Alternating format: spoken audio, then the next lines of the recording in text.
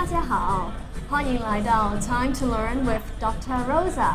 今天呢，我就找到我非常好的朋友 Justin。那 Justin 呢是一个土生土长的美国人，然后呢，他就在韩国已经教了英文11年的时间。他就对于亚洲的学生学英文呢有非常好的一个见解，所以我就找了 Justin。今天呢，就来跟我们解释一下亚洲人学英文的时候到底有什么问题呢 ？So we have Justin here today, and he's gonna explain to us what's the common issues when Asians try to learn English as a second language.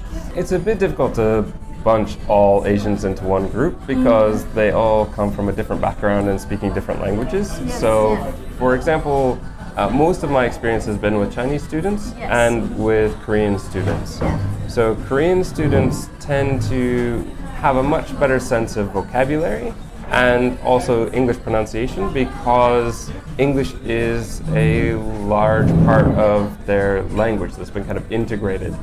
Konglish has become very much a part of the way they speak and the language that they use. So they have a much better understanding of those kinds of things, whereas Chinese students, their grammar is much better from the start because I feel that Chinese grammar and English grammar are very similar. But because Chinese is a tonal language and English is not, they struggle a lot with pronunciation and also kind of being understood by native speakers. Oh, lovely. So you mentioned a very good point. Most of the time it's about pronunciation. 就是发音的问题，就亚洲人很多时候就是发音呢有一个问题。So how can we as Asian, how can we practice our pronunciation so that Americans like you guys or British adults can understand? Well, ideally the best way is to have a friend that is a native English speaker so that you can work with them and so just like Justin here, and understand if the words you're saying are not easily understood. Oh, okay, yes. It's very difficult for you to sit alone in a room and speak words and hope to be understood. There are some tools that can somewhat help, things like Rosetta Stone with its pronunciation. I've tried it before. I don't think it's the best. It's probably better than just sitting alone. But what I would really recommend is recording yourself.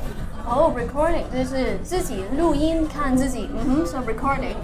But not just recording, but also listening to it and trying to compare some of the words that you are saying with other sources that you can listen to, whether it be like movies or TV. Are you saying the word the same way that they are? Justin 就解释呢，我们要自己录音，然后自己听，然后也发现，哎，到底外国人用的词语是不是我们用的词语呢？ So we need to think about whether the way how we use words is similar to the way how natives are using these words. So we come to the topic, which is vocabulary.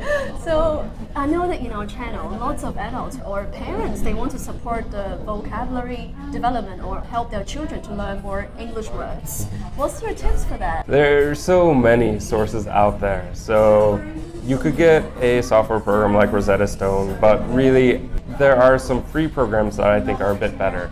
There's Anki, which is spelled A-N-K-I, which is a free source that you can put your own vocabulary into. Memrise, very similar. They have a paid program, but I would definitely start with the free program first. It's mostly flashcards and again, mostly rote memorization, which is not exactly the way I would prefer to do it, but these are good starting points. Beyond that, what I would really say, what I always try to tell my students is find something that you like.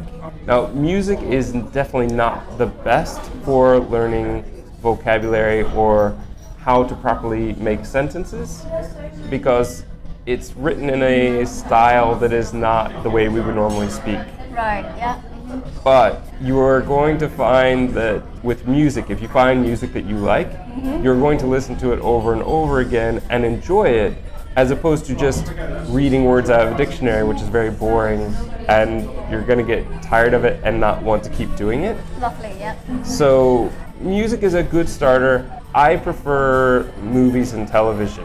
I would say find English movies or television programs that you really like so that you're enjoying the English that you're learning listen to it, and also have English subtitles at the bottom. So one final point is that when it comes to vocabulary, a lot of Asians, we are still trying to memorize words. And you mentioned that this is not a great way, it's a boring way. Do you have any final tips for our audience? There are some things I would really suggest. So one is you need to actually practice speaking. Practice, yes. And practice writing. You cannot learn only passively. You cannot learn only by reading and only by listening. If you want to actually be able to speak, you need to practice actually speaking. And that is probably the biggest thing I would say. If you can, a native English speaker is great. But at the same time, that can be a bit intimidating. So one of the things I really would suggest, if you're a student in school and you can find another student who's really interested and wants to practice with your friend. Good point, very good point, yeah. One of the great things about that is you'll often be on the same level and you'll be teaching each other words. If you could just even sit down for 10 minutes a week or 2 minutes a day and practice speaking English, you're going to gain confidence, you're going to learn words from each other, and your grammar will get better just because you are practicing using it. Thank you. That's very good. So thanks, Justin. So if you like content like that, where we spend some time talking about what's the most scientific way to learn English, then don't forget to subscribe to my channel. I'll see you next time. Bye bye.